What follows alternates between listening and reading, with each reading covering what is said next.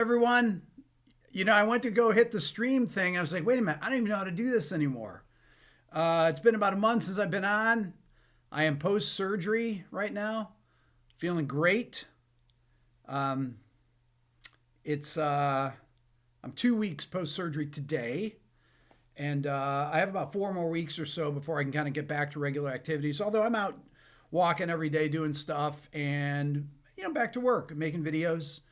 And I really appreciate all the well wishing from everyone between the video I did, the update video, and the posts I did here on the community post and on Instagram. Really appreciate it. It was very, very nice of everyone. Today's live stream, as you can see, it looks kind of sophisticated here.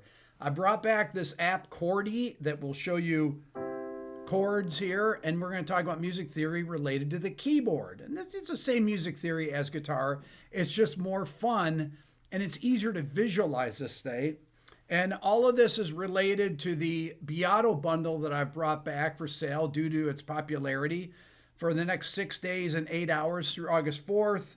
And my Beato bundle is my ear training course, which is actually my Beato Book Interactive, which has hundreds of audio examples, completely interactive 500-page music theory textbook, dozens of video lectures, much like today's thing is going to be a video lecture, 500 pages textbook instruction along with guitar tab and notation examples. And my ear training program is 80 plus videos. I mean, these are all video courses.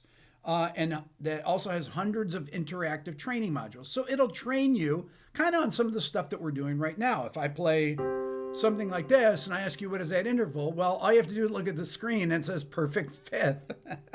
So if I didn't have that up there, you'd have to be able to listen to it and tell what it is.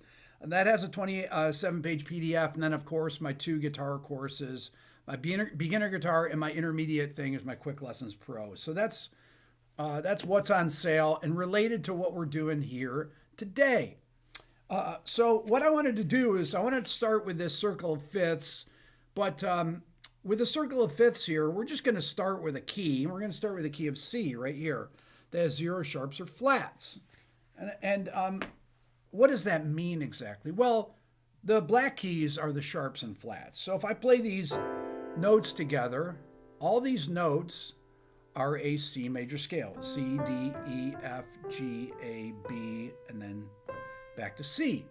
If I were to make it a G major scale, just to show you the difference, it has 1 sharp, G major here, and that's the note F sharp. The sharps and flats come in a particular order. That's something to be memorized. That's in my Beato Book Interactive. As a matter of fact, it's the first chapter where it explains these things, okay?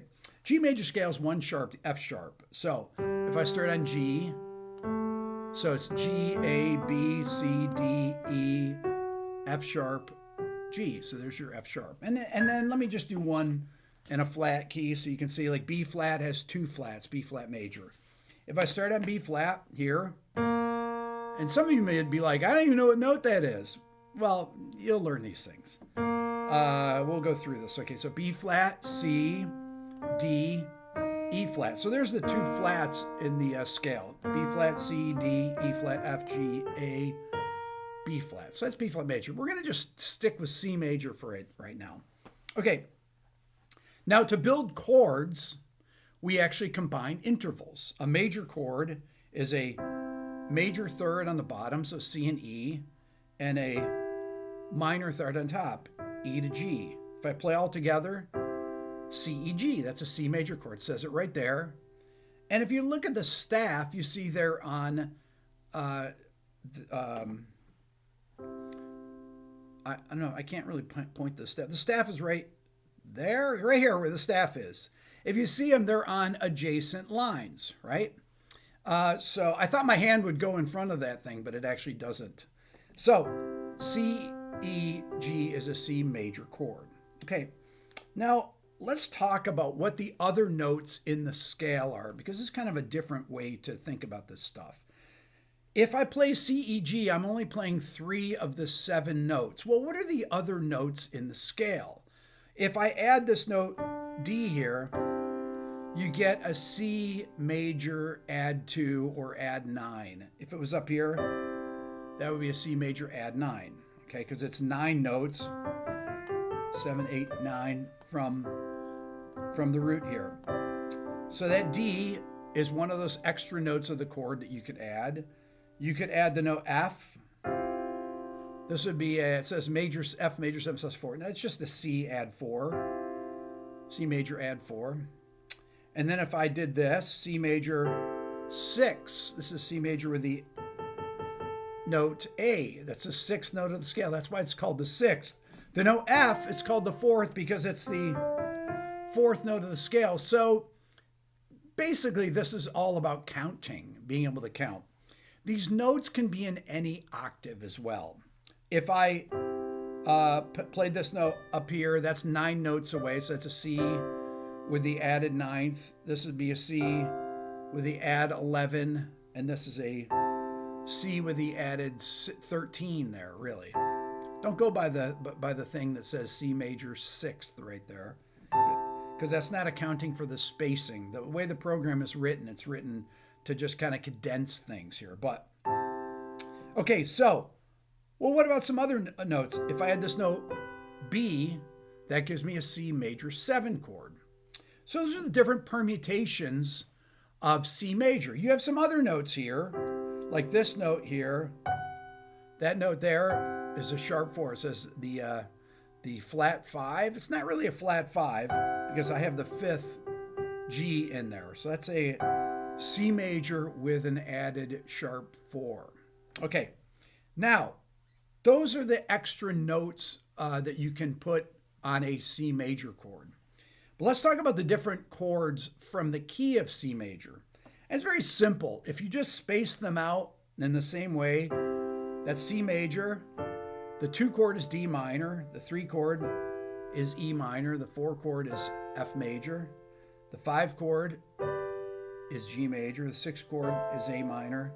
The 7 chord is B diminished. And then we're back to C major. Now you can see that all those chords are spelled out. C major, D minor, E minor, F major, G major, A minor, B diminished, C major. Those are the 7 triads in the key of G. I'm in the key of C. Now those particular triads will create chord progressions.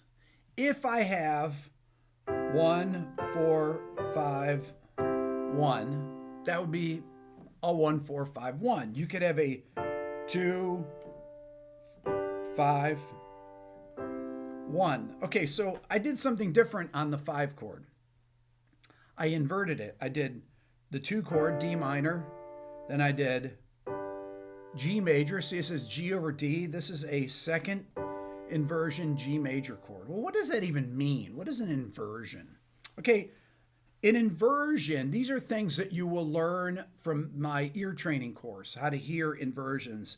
Inversions are very important because you want to be able to move smoothly from chord to chord with the least amount of jumping as possible. If I go like this, if I go 1 to 4 like that, that's a huge jump, as you can see,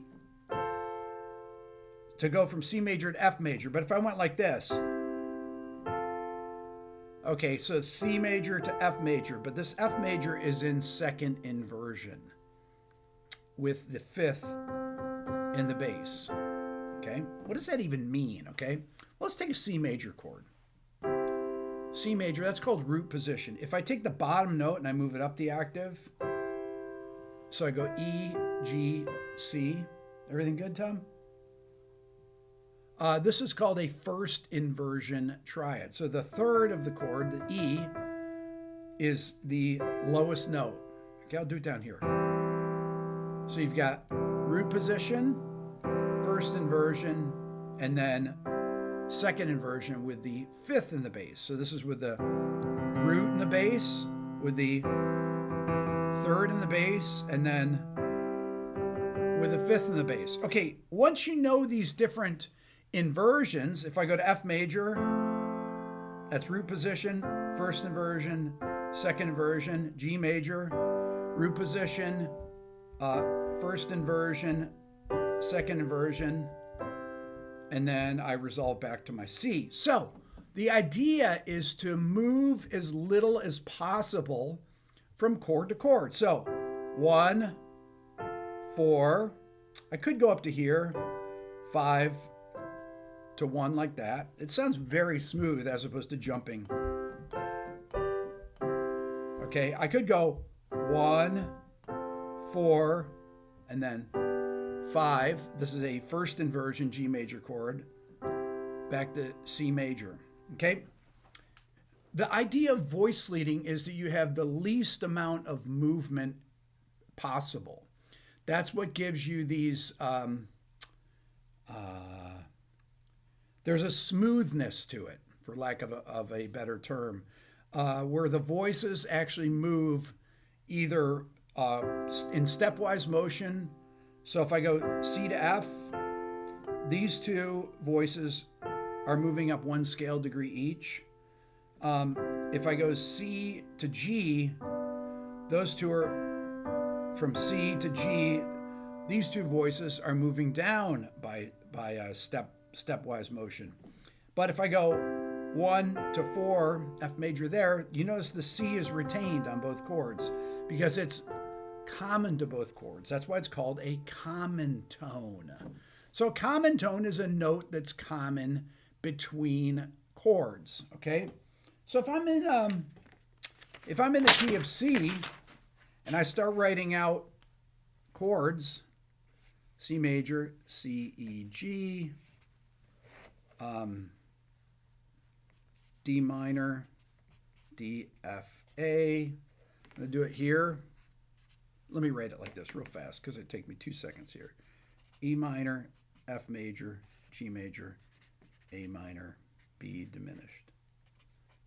E, G, B, F, A, C, G, B, D, A, C, E, and B, D, F. Okay, so these are the triads in the key of C major and the notes that comprise these triads. Now, any chord that has the note C in it, let's say, if you go through and you say, okay, what chords in the key of C have the note C in them? Well, C major has the note C, F major has the note C. What else has it? A minor has the note C. Those are common tones to those chords. What about the note F? What chords have the note F? Well, F major has the note F. D minor has the note F. It's the third of the chord. Okay. B diminished has the note F. What about the note G here? G has the note, G is the fifth of C. It's the third of E minor, and it's the root of G major. So any note in the scale will appear 3 different times on 3 different chords, right? So C is in C major, A minor, and F major. So these are called common tones, okay? So these are notes that you don't want, that don't need to move if you're going from one chord to the next. So if I'm going from C major to A minor, there's C major. The only note that needs to change, because it has 2 common tones. C major and A minor have 2 common tones. C major has C, E, G. A minor has A, C, E. Okay, so there are 2 common tones, so they do not need to move. Okay, now, what's interesting is that once you understand this, the theory of these things, and once you understand how to hear these different inversions of chords, you can learn to figure out songs really easily, even if they're real difficult. Okay. I think one of the most important things for me when I was first learning, because a lot of the music I learned in the 70s had many different inversions in it. If I were to play like, let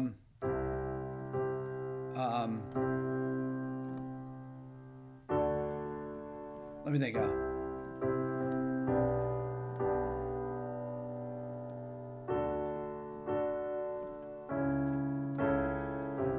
Maybe I'm Amazed by Paul McCartney. So it'd start on C. I can't really sing because my voice is a little hoarse right now. Maybe I'm amazed at the way Man, I cannot sing. So the different inversions here, we have C major, G over B, that's a first inversion chord, D major, and then A over C sharp. I know it's weird, it says A over D flat, it's really A over C sharp. One of the things about chordy here is that it does not account for the correct diatonic. I'd have to set the mode actually, but because this song actually changes keys here, just in the first 4 chords, there isn't a mode that is diatonic. What does diatonic mean? Diatonic means all from the same key. So right off the bat, learning songs back in the 70s, you would need to know the relationships of chords and be able to hear inversions in order to figure things out. Where I did a video where I talked about between 1965 and 2009, out of all songs that were #1 on the Billboard charts, 25% of them, a full 1/4 of them, had key changes. Okay, we're not even talking about key changes. Since 2009, there have been no songs that hit #1 that had a key change in it. Okay, but being able to hear when a chord is inverted is extremely important, especially when you start dealing with chords. Let's say you have a chord like this. Beautiful chord here. This would be an F major, C major over F. It says F major 7 sus2, but it's really C major over F. You see G, C, E. It could be this. Now this is a common chord from the 70s. You hear it in Steely Dan, you hear it in Led Zeppelin, you'll hear it in Joni Mitchell. These are, all over the place you would hear these types of voicings and stuff. And being able to recognize what they are was extremely important in being able to figure out if a song let's say a song went from that F major over C over F. That was a very common move in Steely Dan. So I went from C over F to E7 sharp 9, okay?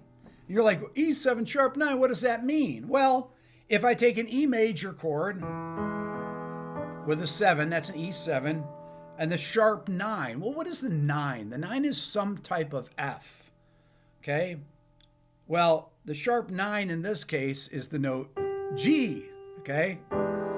Now, this stuff, it starts to get more sophisticated. That's a Jimi Hendrix chord right there, although it's not really voiced that way for Hendrix, but this is an E7, as you can see right there, E7 sharp 9 chord. That starts to get into a little bit more sophisticated theory, but the ability to hear these particular chords and the differences between them, because when I hear not that much of a difference, I could go like this to that, all right? So they're spaced within, basically just over an octave, right?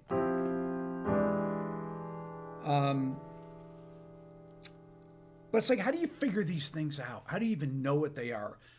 You have to learn a little bit of theory.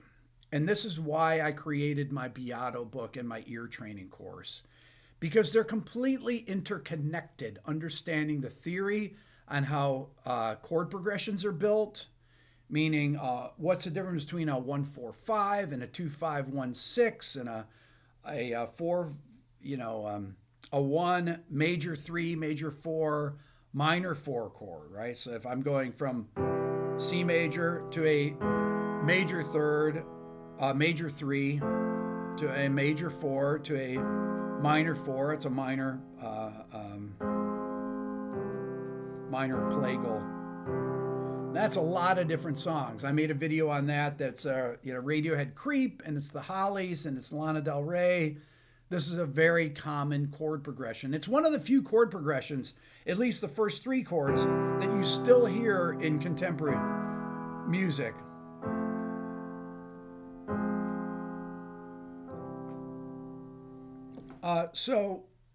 But that major 3 chord is a borrowed chord from a different key. But the ability to recognize that it's not the regular 3 chord, which would be E minor in the key of C. If I go 1, 2, 3, that's E minor, but that's E major. So that chord is not from the key of C major. That's why we call it a borrowed chord. But then it goes to the 4 chord, but this chord is also a borrowed chord, this F minor. Back to C major. But the ability to hear these things and instantly recognize what they are is, I'll go back to those of you that have watched my channel for years. You need to develop a vocabulary of recognized sounds. And that's really what my ear training course is designed to do. What is the bass motion, right? If I go ba ba, or sorry, ba ba, ba, then ba ba, ba ba. Okay, so I sang C, then I sang the note E, right? Then ba is the note F, and then ba, still the note F, and then back to C. So I'm using my ear to recognize the interval relationships of the bass notes. Once I've identified the bass notes, then all I have to do is identify the chord quality. Chord quality is whether it's major or minor. Or it could be, you know, when I did this chord, it could be a dominant 7 sharp 9, you know? And you just eventually start collecting these things so that you immediately recognize it. So my Beato ear training method actually starts by doing intervals, recognizing the intervals of an octave. So if I'm in the C to D, it's a major 2nd, major 3rd, perfect 4th, major 6, major 7 to a perfect 8th or an octave, okay? Now there's other intervals there. You have the minor 2nd, minor 3rd, then you have the tritone or the sharp 4 or flat 5, flat 6, flat 7. Okay, so those are all the different intervals that related to the note C. And being able to recognize them, whether they're played harmonically, meaning at the same time, da, da, C, E, or major 3rd. You don't even need to know the note names. Major 3rd, or let's see, D flat or C, minor 2nd. That is called a melodic interval. Harmonic interval is when it's played together. A melodic interval is when it's played separately. Da, da, da, da. Da, da, da, da. So anytime I'm playing these things, before I play them, I instantly hear the intervals because I've been training this stuff for decades. And I used to teach ear training.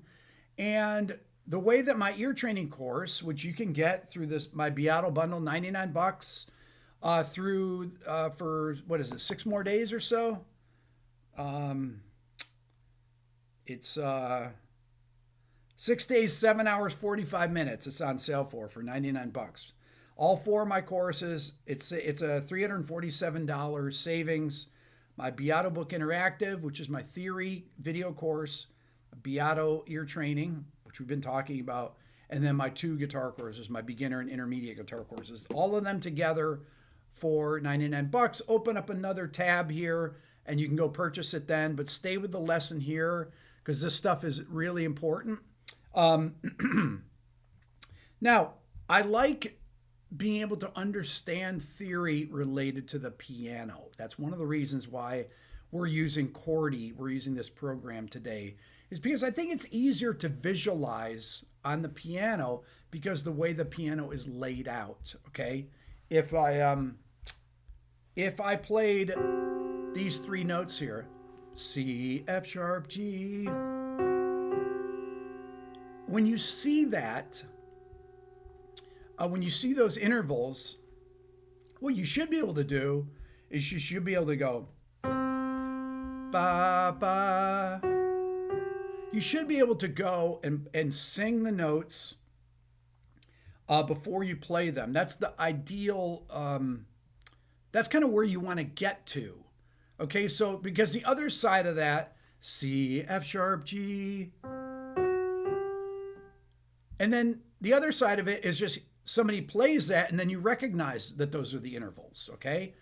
So the first thing to do though is to start, I always start with the bass lines in songs. Like whatever the bass line is, once you figure out the bass line, the bass notes, figuring out the chord progression is simple from that. Now, like I said, sometimes like maybe I'm amazed.